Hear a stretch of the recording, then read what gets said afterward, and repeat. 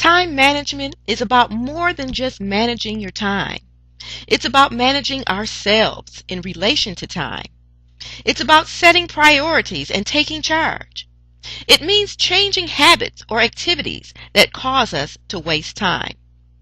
It means being willing to experiment with different methods and ideas to enable you to find the best way to make maximum use of your time. The 80-20 rule, also known as Pareto's principle, states that 80% of your results come from only 20% of your actions.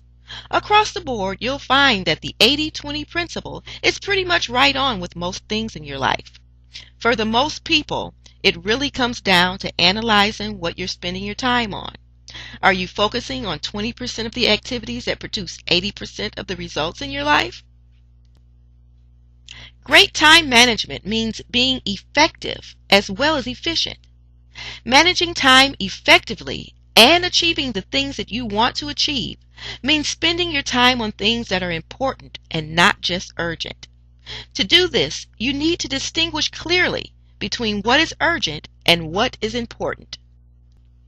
Important things are the activities that lead to achieving your goals and have the greatest impact on your life.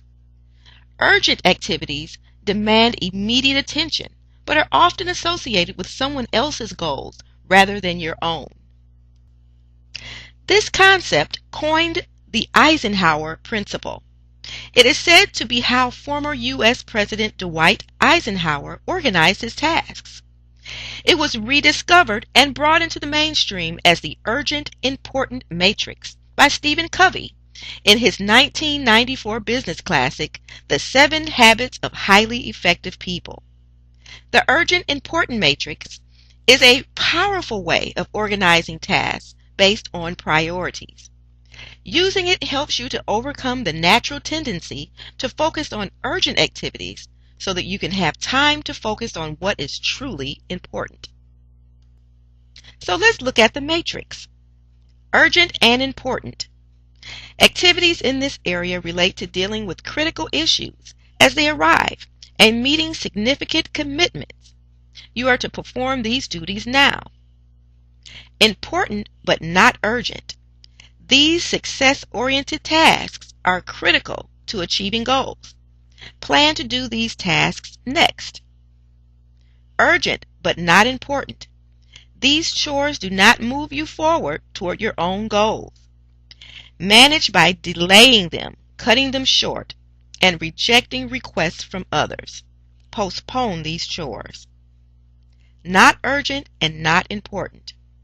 These trivial interruptions are just a distraction and should be avoided if possible. However, be careful not to mislabel things like time with family and recreational activities as not important. Avoid these distractions altogether. At times, requests from others may be important and need immediate attention.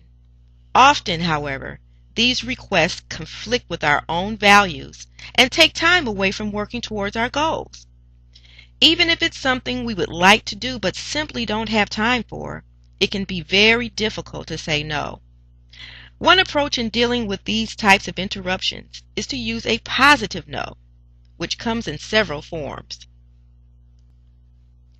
Say no, followed by an honest explanation such as, "I'm uncomfortable doing that because," or say no and then briefly clarify your reasoning without making excuses. This helps the listener to better understand your position. For example, "I can't right now because I have another project that is due by 5 p.m. today."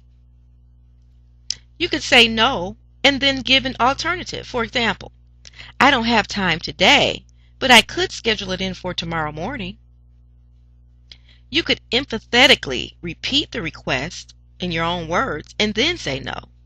For an example, "I understand that you need to have that paperwork filed immediately, but I will not be able to do it for you." Or you could say yes, give your reasoning for not doing it, and provide an alternative solution. For an example, "Yes, I would love to help you by filing that paperwork, but I don't have time until tomorrow morning. Provide an assertive refusal and repeat it no matter what the person says.